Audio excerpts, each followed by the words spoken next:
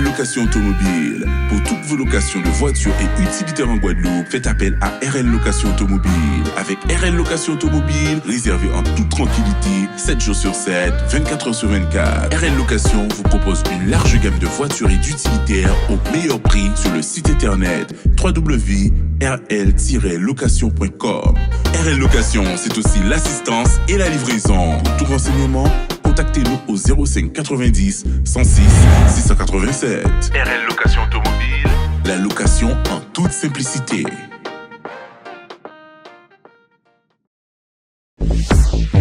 Hexagone, actualité. Outre-mer News, je me trouve sur le stand de la Guadeloupe au sein du Salon de l'Agriculture pour cette édition 2023. La Guadeloupe qui est venue en France avec tous ses produits du terroir. Vous voyez juste derrière le marché, comme si on était en Guadeloupe avec des cristophiles et tout le reste et tous les autres produits comme chaque année. Je vous propose de regarder les quelques images. Hier, c'était l'inauguration de ce stand de la Guadeloupe en présence de très nombreuses personnalités. Regardons ces images, tournez pour. Ces résultats des champions et des championnes de France toute catégorie sont bien sûr le fruit de nos travaux, de nos productions. Elles mangent la patate douce, elles mangent des ignames, et voilà un petit peu le secret de nos réussites. Donc, nous sommes venus pour que vous puissiez nous encourager à continuer de la sorte. En effet, cette participation ne serait rien sans cette synergie commune entre la région de Guadeloupe, représentée par son président Harry Chalus, que je remercie, qui a toujours été présent à nos côtés, ainsi que le président du conseil départemental, Kilos Bar. Nous sommes dans la synergie, nous sommes dans, comment on appelle ça, on est dans la convergence, n'est-ce pas?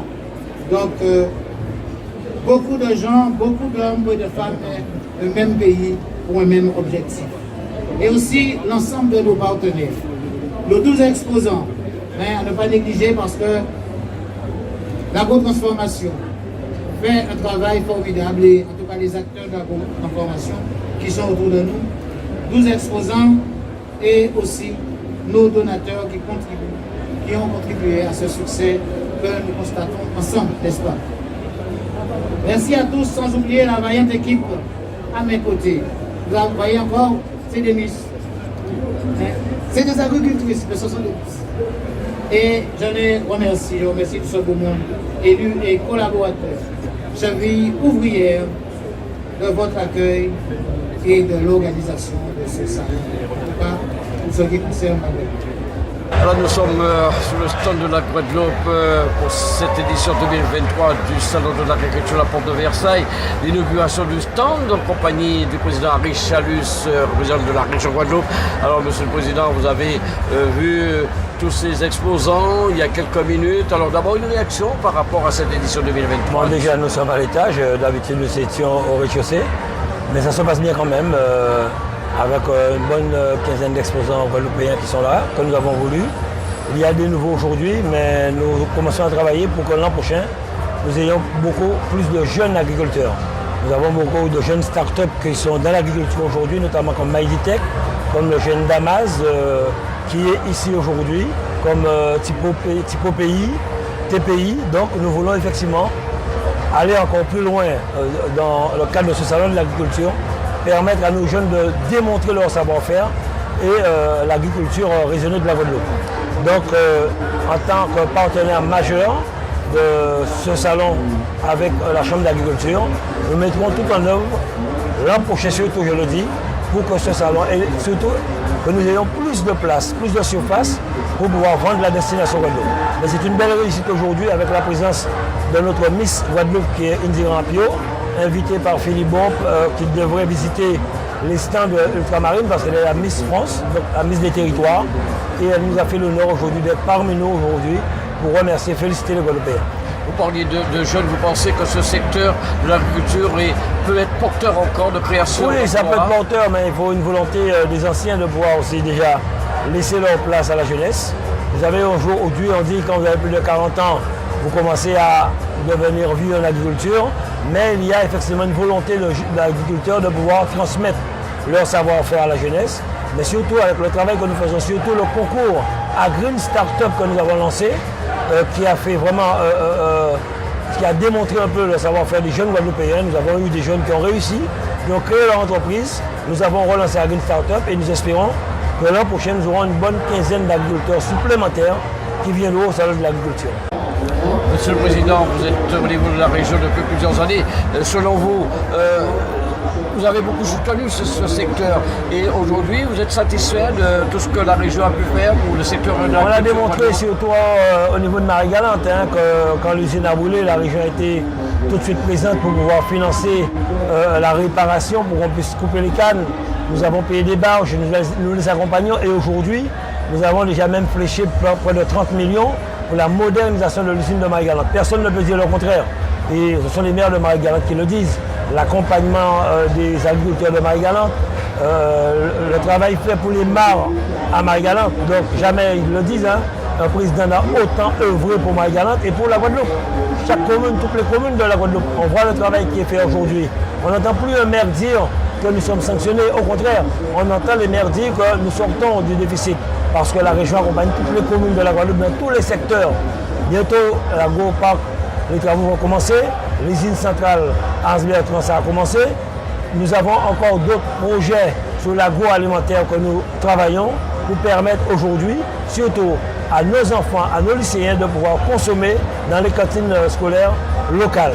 On a cette possibilité, on a la volonté, mais c'est, comme on dit chez nous, il faut foncer. Il ne faut pas dire qu'on fait, il faut faire. Voilà, nous sommes toujours au salon de l'agriculture sur le stand de la Guadeloupe. Cet après-midi, c'est l'inauguration, je vous le disais, en présence de très nombreuses personnalités venues directement de la Guadeloupe voir ces exposants de l'agriculture ici à la Porte de Versailles avec Joaquin Osborne, le président du conseil départemental de la Guadeloupe. Monsieur Osborne, d'abord, vos impressions, vous avez sillonné les coulisses et vous avez vu ces exposants de l'agriculture guadeloupéenne. Alors, une première réaction?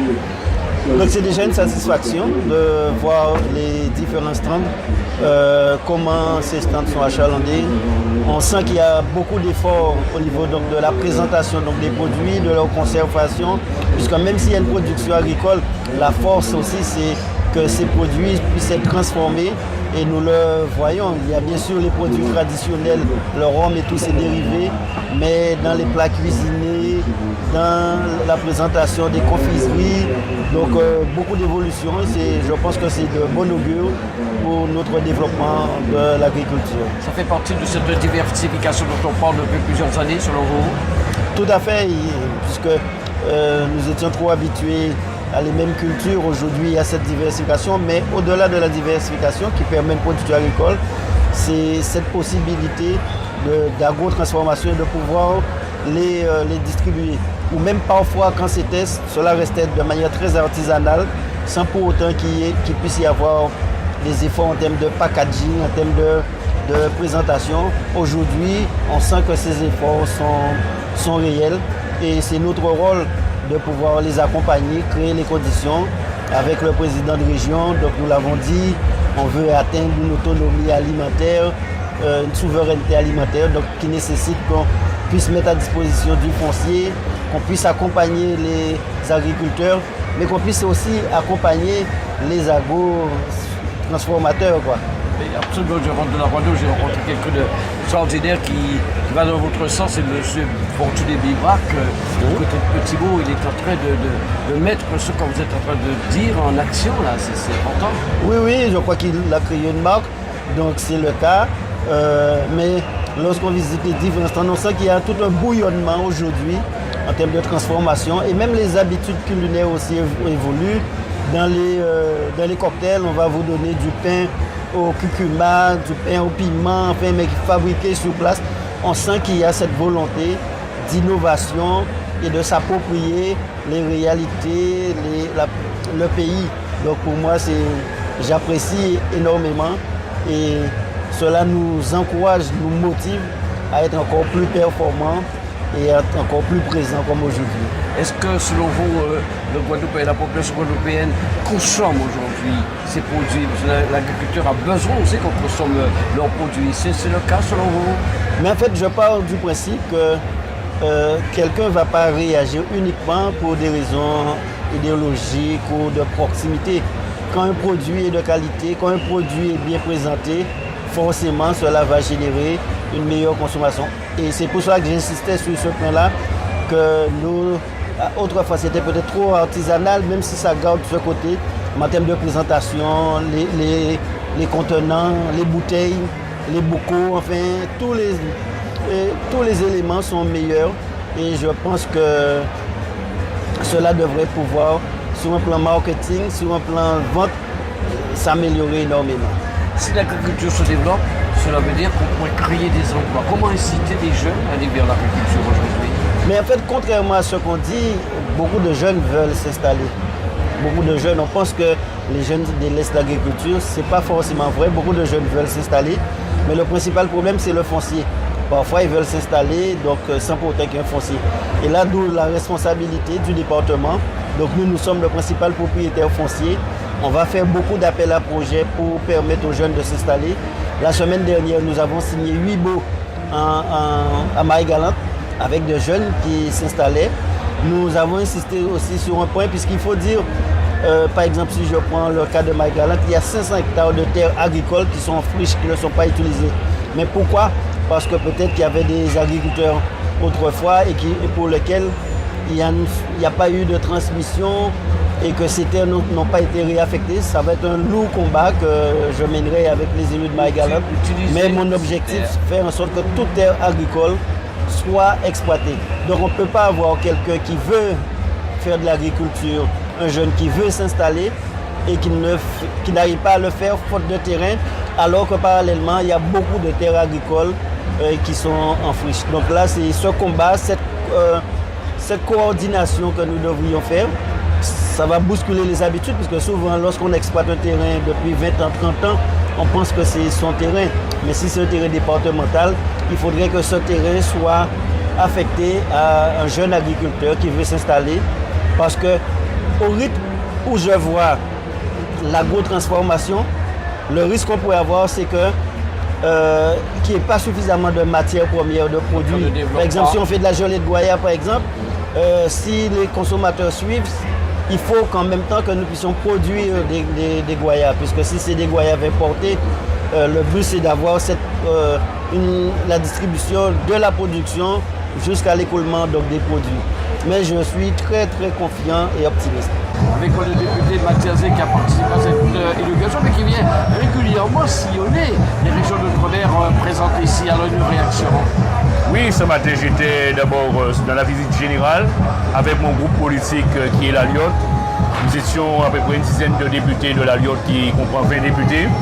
Et nous avons rencontré, par exemple, la FNSEA, nous avons rencontré les syndicats agricoles, nous avons rencontré la mutuelle des agriculteurs, nous avons rencontré les jeunes agriculteurs qui ont des problématiques extrêmement importantes, je dirais même de transition pour l'agriculture française. Et puis, à l'heure du déjeuner, nous sommes venus rencontrer, bien sûr, nos concitoyens guadeloupéens et les Outre-mer. Donc, je suis ici avec les Outre-mer. Nous venons d'inaugurer le stand de Guadeloupe avec le président de la Chambre d'agriculture, M. Célin, qui est également conseiller régional, avec Harry Chalus, le président de région, et puis des maires comme le maire de Petit Canal, le maire de Port-Louis et d'autres communes de la Guadeloupe. C'est un bon moment, mais ça doit être aussi un moment, et puis il y a une Miss France qui est avec nous. Miss France est là, Indira Ampio. Elle nous a fait l'honneur de sa présence, c'est une très belle chose pour nous. C'est toute la délicatesse, la beauté guadeloupéenne qui est représentée. Mais au-delà de ça, ça suscite chez nous une réflexion sur la question de l'agriculture de chez nous. Comme vous le savez, nous avons des frais d'approche qui sont très élevés.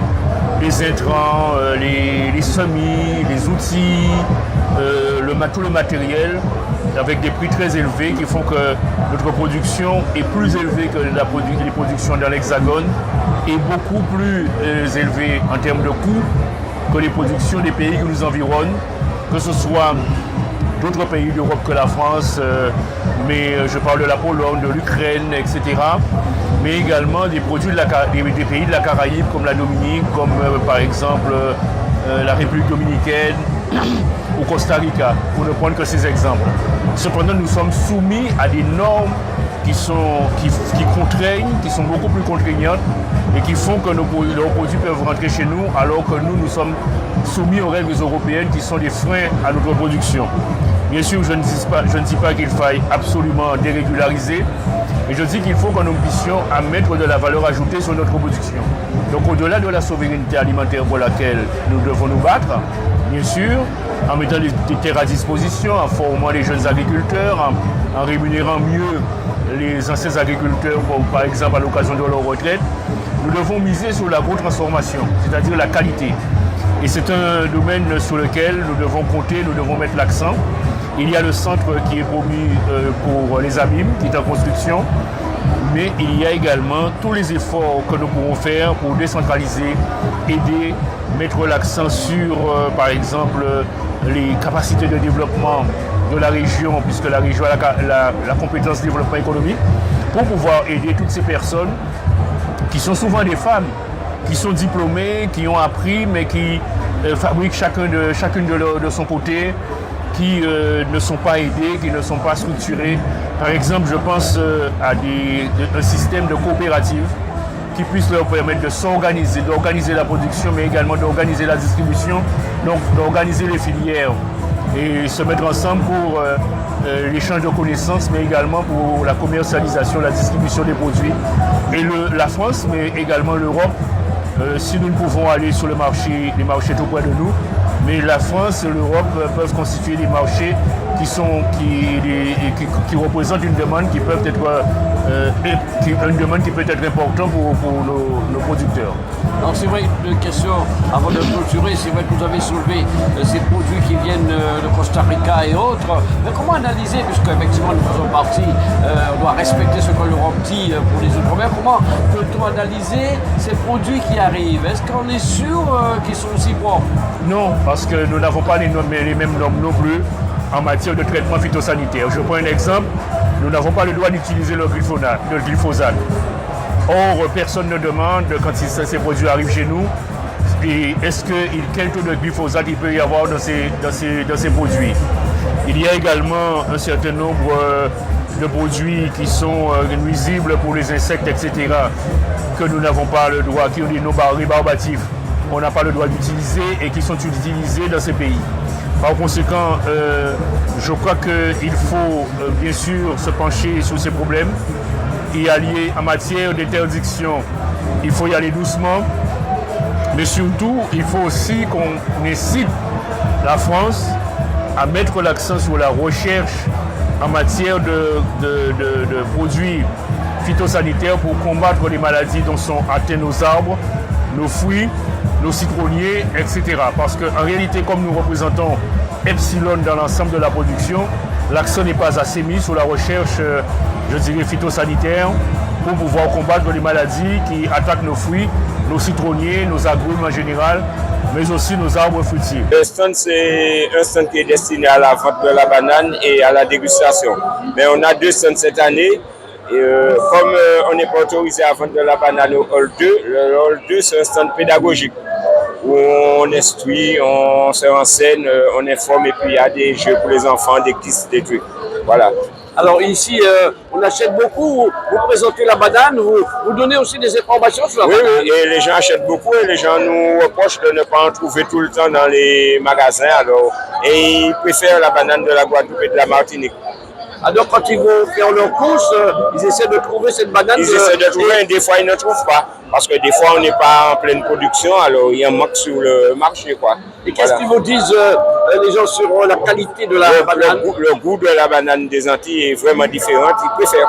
Voilà. Ouais. Alors, c'est une belle promotion pour la banane de la Guadeloupe, de la Martinique, de venir sur le salon de l'agriculture, ça fait des années. Voilà, ça fait des années. Ouais. Ouais, voilà. Alors, vous êtes vous-même planteur? Planteur à Sainte-Marie, à Martinique. Martinique, comment ça se passe? Ça se passe bien, c'est difficile, mais on s'habitue. Et puis, moi, il y a déjà une quarantaine d'années que je suis dans la profession. Je pense arriver jusqu'à l'âge de la retraite. Voilà. Alors ça s'est modernisé parce qu'il y a une petite variété qui est sortie il y a quelque temps. Comment cette variété se porte? Oui, c'est la banane rose. Il y a quelques planteurs qui produisent la banane rose. C'est pas produit à grande échelle, mais il y a des gens, c'est un produit plus rustique, quoi. Et ça commence à être dégusté bien. Apprécier, ça commence à s'apprécier. Il y a des clients qui connaissent et qui viennent nous demander. Ils trouvent ça dans les marchés exotiques, dans les trucs. Voilà. Alors, c'est vrai pour les personnes qui nous regardent, lorsque vous vendez les bananes ici, elles sont un peu moins chères largement moins cher. Des fois, ils se retournent. Quand on vend 2 mètres de bananes pour 2 €, ils nous disent tout ça de bananes. Ouais, mais on est sur le marché, on fait la promotion et puis voilà. Et puis il va falloir liquider ça avant le salon. Ça va se liquider, ça va se liquider. En tout cas, merci. Merci. Jean-François Boniface. Nous avons parlé de ce stand de la banane qui est situé ici au hall 5-2. Voilà, du salon à côté de la région Martinique, Guadeloupe et autres. On m'a accompagné Jean-Philippe Coutron, le maire de Capesterre, qui a participé à cette inauguration, qui a aussi visité un petit peu les exposants de la Guadeloupe. Alors, vos premières impressions? Je suis très heureux, comme chaque année, de pouvoir participer donc, au salon de l'agriculture, puisque vous le savez, Capesterre-Belle-Eau, capitale de la banane, donc c'est toujours pour nous un passage obligé, de manière à pouvoir aussi refaire le lien dans le cadre de la vente de la production, mais aussi des échanges à mettre en place, donc accompagner nos agriculteurs. Et au niveau du conseil départemental, il est aussi pour nous indispensable que de pouvoir être aux côtés du conseil régional, de la chambre d'agriculture et des chambres consulaires, afin de pouvoir parfaire les réseaux, puisque nous le disons, il faut mettre en place cette stratégie du consommer local, donc amplifier la production, mais aussi ouvrir donc, au marché extérieur donc, cette production qui est de qualité, qui est bio, qui a ce suivi, en fait, qui a ce savoir-faire, cette ingénierie qui fait que nous avons l'une des meilleures productions du monde. Alors évidemment, Capesterre, c'est une commune liée à l'agriculture, la banane et tout le reste. Ces agriculteurs, vous les voyez, vous les côtoyez, quel est leur quotidien aujourd'hui? Est-ce que les choses se sont améliorées pour ces agriculteurs? Je l'espère, parce que comme vous le savez, à la région, département, nous avons œuvré pour pouvoir améliorer donc, les conditions donc, de distribution de l'eau, plus particulièrement au niveau du conseil départemental sur l'eau agricole, de manière à pouvoir répondre, surtout dans cette période de sécheresse que nous connaissons. Maintenant, travailler le réseau de manière à leur offrir donc, plus de perspectives, plus de marge en termes de vente et surtout de distribution. Et donc c'est ce qui est à l'origine de notre présence au niveau du salon, de manière à pouvoir asseoir cette stratégie, donner plus de visibilité à notre production, rappeler aussi dans le concert en fait de cette mondialisation, le savoir-faire, mais surtout la qualité de notre production pour que nous puissions donc en faire, je dirais, la production majeure, déjà sur le territoire national, mais aussi, je dirais, sur le plan international. L'agriculture a encore son avenir en Guadeloupe, on peut aller plus loin de ce qu'on produit aujourd'hui? On peut aller beaucoup plus loin et c'est pour ça que le conseil départemental agit donc, sur 2 strates. La première, donc, c'est la mise à disposition donc, de fonciers pour pouvoir installer de nouveaux agriculteurs. Deuxième, c'est que nous puissions donc, aussi donc, agir dans le cadre de ce dispositif donc, d'accompagnement des bénéficiaires du RSA à leur insertion, à la création de leur propre emploi. Donc en gros, nous avons mis en place cette stratégie pour pouvoir investir sur l'emploi, sur la création d'entreprises et faire en sorte que le secteur de l'agriculture ne soit pas oublié dans le cadre de cette dynamique. Mais oui, mais chaque année, je viens au salon parce que je suis en charge au niveau du conseil départemental de la commission agriculture, développement rural et affaires foncières. Et donc, chaque année, je viens voir les agriculteurs que nous accompagnons sur le territoire de la Guadeloupe. Je viens les encourager en présence, bien sûr, du président du département, M. Guy Losbar. Et donc, l'objectif, c'est de rappeler à nos partenaires, dont la Chambre de la Guadeloupe, que nous sommes à côté de la Chambre. Nous sommes à côté aussi des autres institutions, telles que la SAFER. Nous sommes aussi à côté des syndicats d'éleveurs, les syndicats de maraîchers, etc., pour leur dire qu'on est là, on est prêt à les accompagner, on continue à les accompagner. Et il y a des dossiers d'envergure qui sont dans les tuyaux et que nous devons continuer à travailler de concert. Et en disant ça, je pense au sujet actuel qui est la sécheresse qui touche la métropole, mais c'est une sécheresse que nous connaissons depuis tantôt et que nous nous donnons les moyens de pouvoir accompagner les agriculteurs. Et comme c'est une compétence portée par le conseil départemental, l'irrigation du foncier agricole, donc j'étais là aussi pour leur apporter un message, je dirais, d'encouragement, parce qu'il faut savoir qu'il y a un barrage qui va être livré bientôt, le barrage de Moreau, qui a été construit par la région Guadeloupe. Et donc dans les 2 à 3 mois, voir si on peut raccourcir un petit peu, je dirais, le délai, que ce barrage de Moreau soit livré aussi, pour que nous puissions avoir encore plus d'eau sur les territoires et qu'on puisse irriguer les champs et accompagner les agriculteurs. Alors cette agriculture, comment vous la voyez aujourd'hui? Elle devrait évoluer vers une diversification encore plus grande, prendre une autre dimension? Mais on n'a pas le choix, on est obligé de s'adapter. Déjà par rapport, je dirais, à la ressource en eau, il va falloir qu'on optimise l'utilisation de cette ressource-là. C'est pour ça aussi que lorsque nous attribuons et que nous installons des jeunes agriculteurs, parce qu'il faut savoir que le département est l'un des plus grands propriétaires fonciers, donc nous installons des agriculteurs aussi sur le foncier du département. Nous faisons de la régularisation et lorsque nous sommes en contact avec les agriculteurs, nous leur disons qu'il faut véritablement réfléchir et faire en sorte que les exploitations soient différemment, je dirais, organisées, différemment gérées. Et nous sollicitons aussi et nous favorisons l'installation de projets novateurs. Et on voit de plus en plus des projets qui arrivent sous serre, ce qui permet d'atténuer l'utilisation de l'eau. Nous voyons des projets aussi en multiculture, c'est sur de petites parcelles. Les porteurs de projets arrivent à faire plusieurs cultures. Je prends l'exemple de la canne, qu'on arrive à rentabiliser sur une petite parcelle plus facilement en doublant les rangs. Là où tu as fait 2 rangs, ou as fait 4, là où tu as fait 1, ou as fait 2, etc. Donc ce sont des réflexions de la sorte que nous menons véritablement en étroite collaboration avec les agriculteurs. Quelle est la situation du chômage en Guadeloupe? C'est un secteur porteur de création d'emplois demain encore? Moi je pense qu'on est loin de ce que ça peut rapporter à la Guadeloupe. C'est pour ça que nous travaillons véritablement sur le foncier. Nous essayons d'identifier le foncier aussi qui se trouve en friche sur le territoire, qui ne sont pas exploités. Et l'idée pour nous, c'est de pouvoir remettre en culture ce foncier-là. Donc nous allons pouvoir installer plus d'agriculteurs, nous allons pouvoir agrandir les parcelles et nous allons pouvoir professionnaliser véritablement, je dirais, l'agriculture. Et peut-être obtenir et atteindre l'objectif dont on parle si souvent, l'autonomie alimentaire.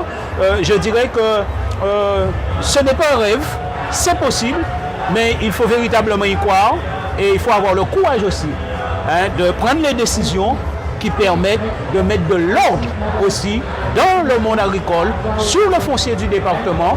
Et en tout cas, moi, c'est la mission que je me suis confiée à moi-même et je suis persuadé qu'on va y arriver en nous mettant tous ensemble. Bonjour à tous. Alors, je suis très contente d'être ici aujourd'hui. C'est mon premier salon de l'agriculture. Alors, je suis ravie aussi de participer à l'inauguration de cet espace. Merci à vous tous de mettre en avant le patrimoine, la culture et les traditions de la Guadeloupe, les îles de Guadeloupe. Merci à vous tous. Je ne serai pas très longue par rapport à la Guyane, comme on l'a dit, mais en tout cas, je suis très contente d'être ici aujourd'hui avec vous. Et merci à vous tous pour votre soutien et vos encouragements. Au revoir. Voilà, on peut applaudir bien fort notre Miss Pascal, Miss Guadeloupe et Miss France. Outremernews.fr, le site de l'actualité Outre-mer, 24 heures sur 24 et 7 jours sur 7. Retrouvez la chaîne Outremer News sur YouTube.